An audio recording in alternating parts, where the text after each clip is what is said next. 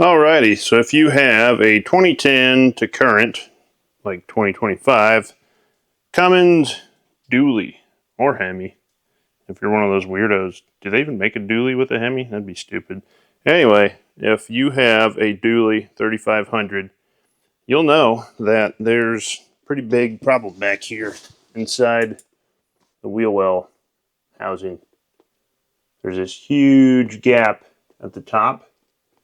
And then after 2021, they quit including this plate.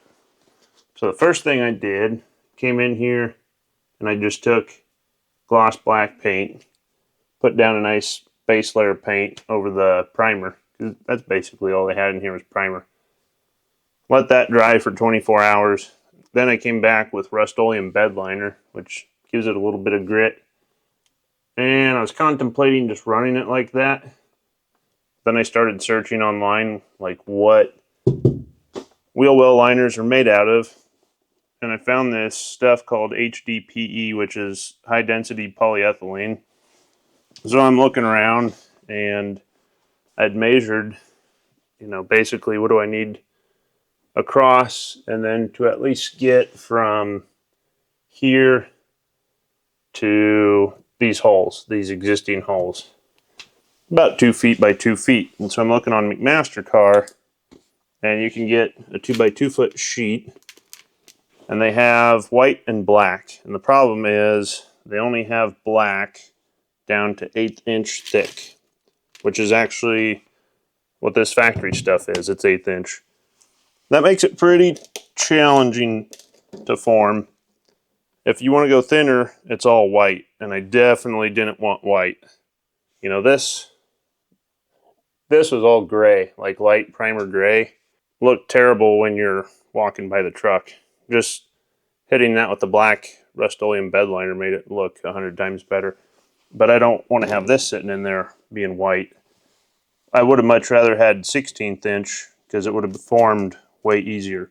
But on the plus side, this specific stuff, which I'll put a link in the description, from McMaster-Carr, this is actually designed and it's marketed as being great for wet environments and having high impact resistance. So it should take blows from rocks and gravel like a champ.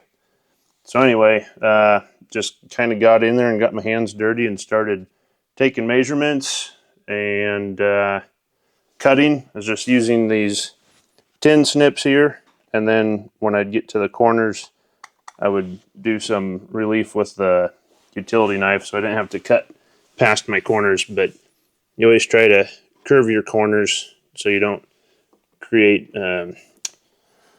stress concentrations for cracks to start. And then when I got that done, took her over to the bench and used a heat gun. And I'll show you a little bit more of that here while I start forming the second sheet. But in the end, you come up with this nice formed sheet. It fits all the weird contours pretty well. So I even got it to follow this little form out because it kicks out right here where my pinky is, and then it kicks back down. And I was able to get all that matched pretty nicely. And now this lip on the bottom here started bending out. So you can see this lip is starting to deform, and it's like really soft to move. So I don't know if I overheated that spot right there. I'm probably going to wind up cutting the lip off along there once I get my 35s installed. If those come up to where it's going to be, iffy at all about the tires contacting this lip, I'll just trim up as necessary. And so to attach it, I'll explain this more once I actually get it in there. But first off, I used the 2 factory holes just to locate it and get it cinched in there. Those were like a 6.4 millimeter push connector. And then I drilled these holes out to 7 millimeter so I could use a bigger, longer, stronger push clip. And then down here, I'm using an 8 millimeter bolt, using a 6 millimeter push lock here. I'm going to run zip ties up here. And then I really wanted to, this actually has a thread-in push lock that goes into the sheet metal of the bed. And I wanted to put nut certs in these holes, but you'd actually have to take the whole wheel liner out to be able to get those installed, because you have to drill the holes bigger and then you have to insert them.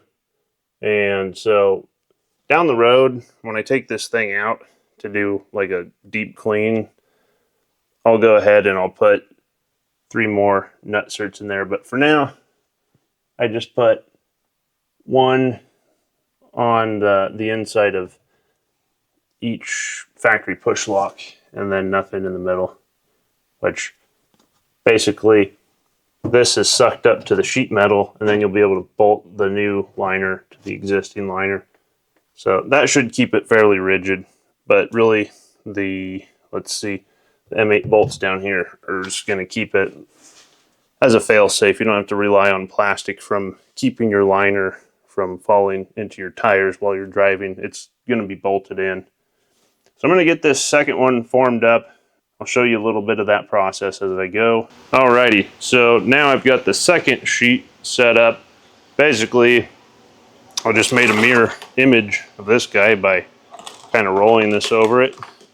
Traced out my pattern, cut that out, and then flipped it over because I want to work with the grain. I want to make this nice bent shape, because this must come in some kind of like giant roll, I'm assuming, because it's got a pretty good curve to it already. So I'm just going to work with that, clamp it 2x4 down against the edge of my welding table, and I'll take the heat gun and run along both sides, above and below.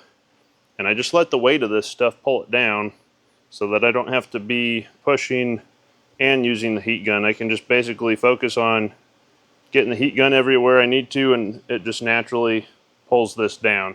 All right, so here's the finished product on this side. Finished for now. So again, on the bottom, I'm using the stock 2 push lock hole locations, just drilled out a little bit bigger. Added some up here for these 2 corners. And I will say the front has a little bit less, it's tighter here, so I had to cut more material off than I did over here. So it's not symmetrical. I'm going to put 8mm bolts. That one actually landed on the curve, which I wish would have been more down here on the flat. Like this one was down here on the flat, and that one worked out well.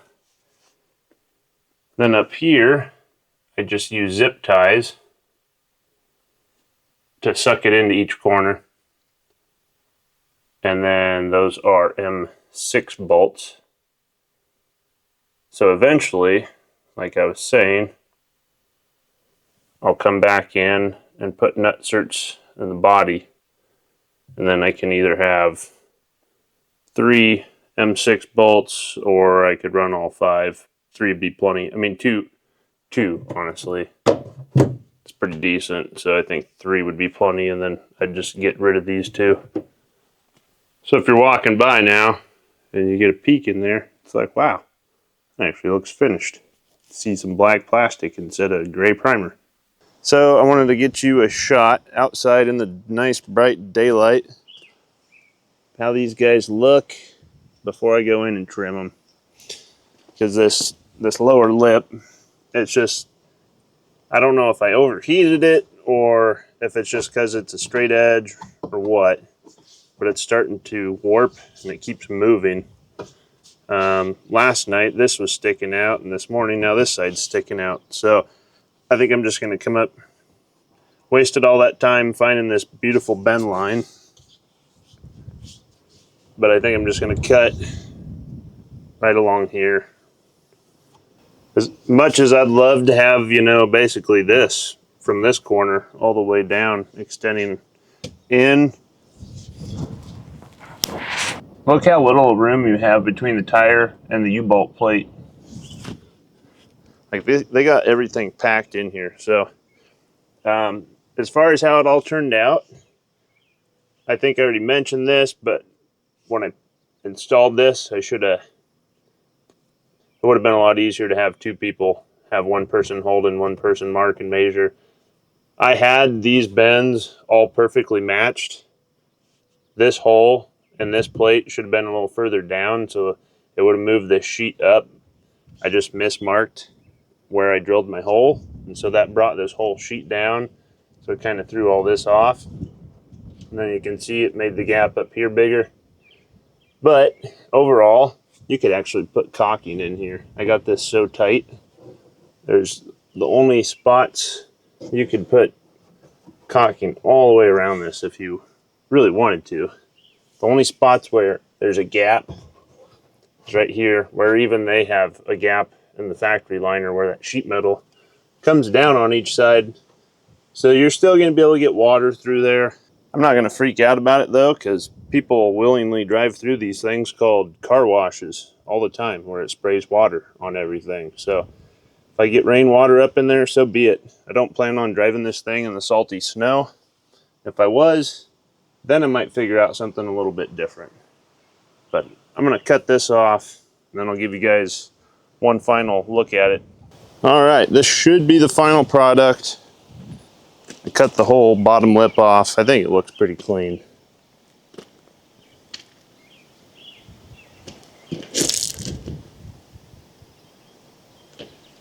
The only test left to do is I'll put an IBC tote in the bed and fill it up with water just so I can bottom out the suspension.